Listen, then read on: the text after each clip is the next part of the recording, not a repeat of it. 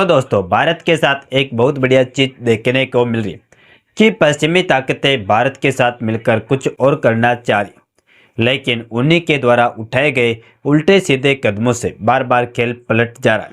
और इस बार तो रातों रात कमाल ही हो गया, क्योंकि आपको याद हो तो अमेरिका ने चीन और भारत पर दुनिया से सबसे ज़्यादा टैरिफ लगाया, जिसका मेन रीजन यही था कि भारत रूस के साथ व्यापार करना बंद करे और रूसी तेल ना खरीदे। यही नहीं, बल्कि अमेरिका ने यूरोपियन यूनियन पर प्रेशर बनाकर हाल ही में जारी किए गए सेक्शन पैकेज में रूस को अपराधी मानते हुए भारत को मोहरा बनाया गया। और यूरोपियन यूनियन ने खुद इस बात का प्रतिबंध लगा दिया कि वह भारत से डीजल, पेट्रोल जैसे रिफाइंड तेल नहीं खरीदेगी। ऐसा इसीलिए क्योंकि भारत रूस से सस्ते तेलों को खरीदकर अपने यहाँ रिफाइंड करके यूरोपियन मार्केट में बेचकर पैसा कमा रहा था। आप इस खबर को देख लीजिए, जब यूरोपियन यूनियन के द्वारा भारत की दूसरी सबसे बड़ी रिफाइनरी नायरा एनर्जी को ही टारगेट बनाकर इनसे तेल खरीदने पर बैन लगा दिया गया।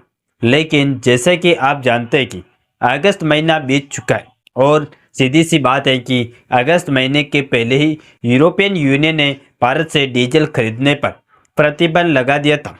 तो भारत से यूरोपियन यूनियन को डीजल एक्सपोर्ट काफ़ी हद तक डाउन हो जाना चाहिए था। लेकिन बीते अगस्त महीने में यूरोपियन यूनियन द्वारा भारत से खरीदे गए डीजल का जो आंकड़ा सामने आया है, उसने न सिर्फ अमेरिका की नींद उड़ा दिया, बल्कि दुनिया की बड़ी बड़ी थिंक टैंक तक हैरान है कि आखिरकार भारत के साथ रातों रात हर फैसले का खेल उल्टा क्यों हो जाता।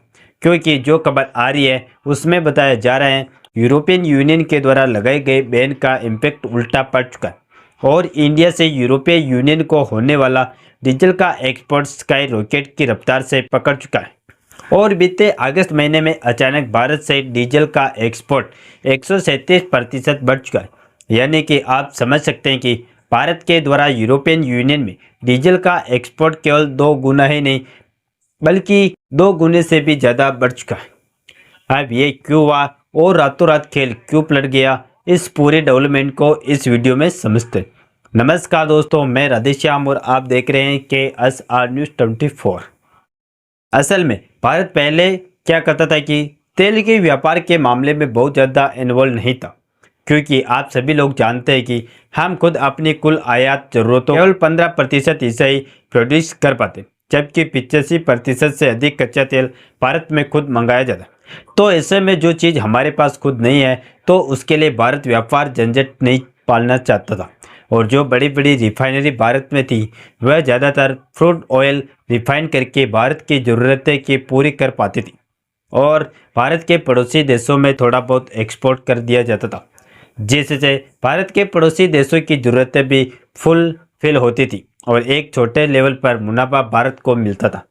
लेकिन जब से यूक्रेन युद्ध के बाद भारत को रूस का साथ मिला और रूस ने भारत को सस्ता तेल देना शुरू किया, तो भारत इस सस्ते कच्चे तेल को अपने फ़ायदे के लिए तो इस्तेमाल किया ही, साथ में ही रिफाइन करके जो डीजल और बाकी के पेट्रोलियम प्रोडक्ट जो बनते थे, उनको भी धक्का यूरोपियन मार्केट में सप्लाई करना शुरू कर दिया, वह भी एक मोटे मुनाफे के साथ।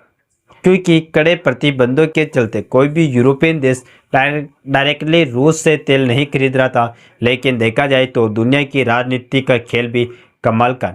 एक तरफ डोनाल्ड ट्रंप जैसी लीडर्स बार बार धमकियां देते हैं और दूसरी तरफ वही देश उनकी बातों को दरकिनार करके अपनी अपनी चाल चलते हैं। और इस बार की खबर तो वाकई हैरान करने वाली, वह भी यूरोप से। जरा ध्यान से सुनिएगा, क्योंकि एक नहीं बल्कि 3 बड़ी खबरें यूरोप से आई हैं और तीनों ही भारत से जुड़ी हैं। पहले खबर की बात की जाए तो रातों रात रिपोर्ट आई कि यूरोप ने भारत से जो डीजल आयात किया, उसमें 137% से भी ज़्यादा की बढ़ोतरी हुई। आप सोचिए, 100% की बढ़त मतलब चीज़ें 2 गुनी हो जाती। लेकिन अगर 137% हो तो इसका मतलब है यूरोप के बाजार में भारत का डीजल ऐसे बाढ़ की तरह घुस गया है जैसे माने बरसात में गंगा का पानी। क्योंकि यूरोप ने 2 महीने पहले तक धमकी दी थी कि वो भारत से रिफाइंड ऑयल प्रोडक्ट्स नहीं खरीदेगा। गुजरात की वादिनार रिफाइनरी नायरा एनर्जी तक को टारगेट कर लिया। लेकिन अब वही यूरोप चुपचाप भारत से डीजल खरीद रहा है और वह भी रिकॉर्ड स्तर पर। दोस्तों इसे कहते हैं डबल स्टैंडर्ड। जब ज़रूरत हो तो सब इंडिया की तरफ दौड़ पड़ते और जब अमेरिका का प्रेशर आता है तो हमें रोकने की कोशिश करते। अब आते हैं दूसरी खबर पर। जर्मनी के विदेश मंत्री भारत के दौरे पर आए। मुलाकात हुई एस जयशंकर जी से और वहां पर उन्होंने ऐसा बयान दे दिया जिसे सुनकर अमेरिका के पसीने छूट गए, क्योंकि उन्होंने कहा कि हमारे लिए एशिया मतलब इंडिया एंड इंडिया मतलब एशिया।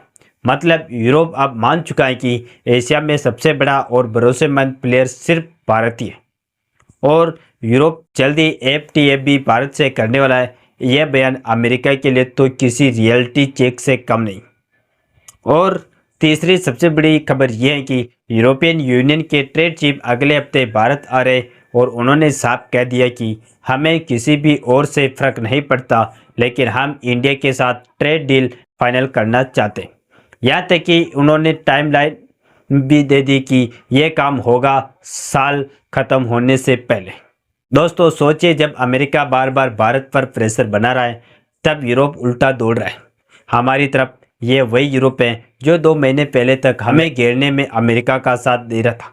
आज सवाल यह है कि यह सब कुछ अमेरिका के लिए क्यों बड़ी परेशानी है, क्योंकि कुछ दिन पहले ही ट्रम्प ने यूरोपियन लीडर्स को बुलाकर कहा था कि इंडिया से तेल और गैस मत लो, लेकिन यूरोप ने उनकी बात को हवा में उड़ा दिया। और ध्यान रखिए, अभी तो ठंडी शुरू भी नहीं हुई।